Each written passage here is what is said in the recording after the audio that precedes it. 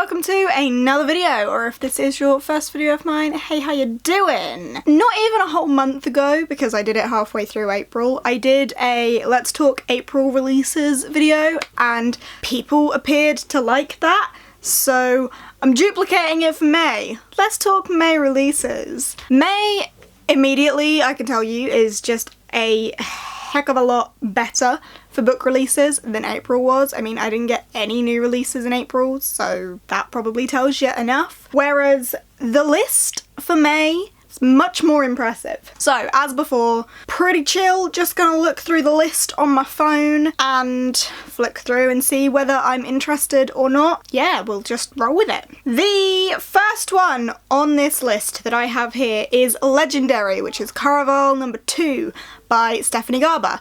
I have Caraval number 1 just there. I haven't read it, so I don't plan on getting number 2. To be honest, number 1 doesn't interest me all that much either. I know that some people really love it, but it seemed to be such a divide between people loving it and people being really disappointed by it, which has put me off. So I still have it. I have good intentions one day, but it's not on my immediate TBR, and I'm not going to pick up the second one until I know for sure if I want it.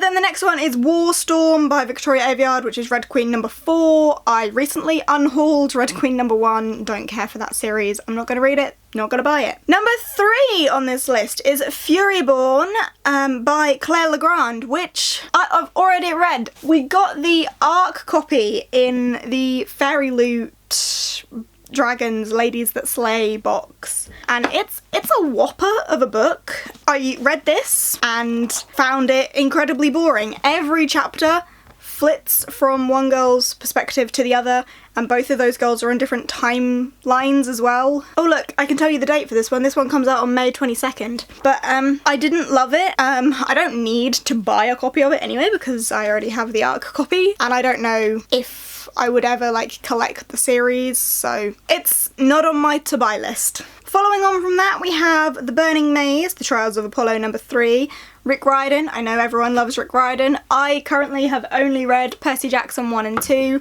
so I feel I need to read Rick Riordan in chronological order, so not on my immediate to buy list. Number 5 on this list is Lifelike by J. Kristoff. This one I'm a bit up in the air about because I read and liked Illuminae. I read and felt a bit meh about Nevernight. So I don't know if J. Kristoff is potentially an author that I'm just not that into. It was enjoyable enough, but maybe just not the best for me. So I'm a bit up in the air about whether I would buy that and read that or not. If you have read it, or you think I would like it, or whatever, let me know, persuade me, I'm up for persuasion on that one. And then we have Allied, which is Ruined number 3, don't know anything about that. And then we have The Smoke Thieves by Sally Green. This is one that I've seen people talk about, but don't really know much about. I'm pretty sure Hayley from Hayley and Bookland was talking about this. Let's have a look. A princess, a traitor, a hunter, a thief. 4 teenagers with the fate of the world in their hands. 4 nations destined for conflict. So I'm guessing we're going to get 4 perspectives in there. Princess Catherine prepares for a loveless political marriage. Downtrodden servant March seeks revenge on the prince who betrayed his people.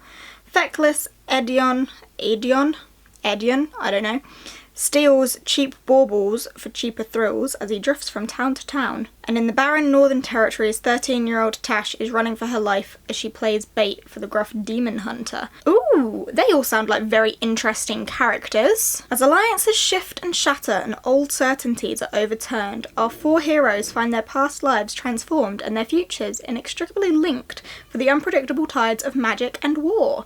Who will rise and who will fall? And who will claim the ultimate prize? That sounds very interesting. Want to read? I like the sound of that a lot. When does that one come out? Have we got a release day? May 1st! May 1st is such a good day for book releases. So yeah, that's on there, which, not that this is next on the list, but it should bring me on to say A Court of Frost and Starlight, May 1st. I'm not sure when this is going up, but I feel like May 1st is a Tuesday, so this is probably going to go up on the Wednesday, so it will have come out by the time this goes up. So will the Smoke Thieves. I am very excited about Aquafas. Not as excited as I was about Aquawar.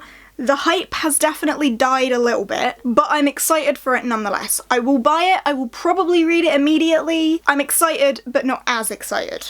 I hope that makes some sort of sense. Anyway, let's continue. Royals by Rachel Hawkins. Again, I heard about that from Haley in Bookland, but I have no interest in that. Honestly, it sounds like the cheesiest thing in the world. Undead Girl Gang.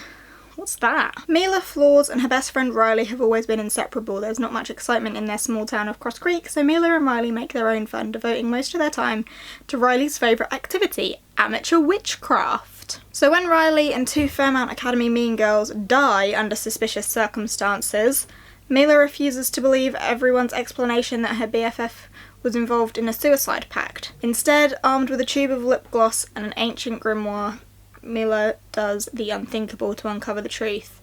She brings the girls back to life. Wow! Unfortunately, Riley, June and Dayton have no recollection of their murders, but they do have unfinished business to attend to.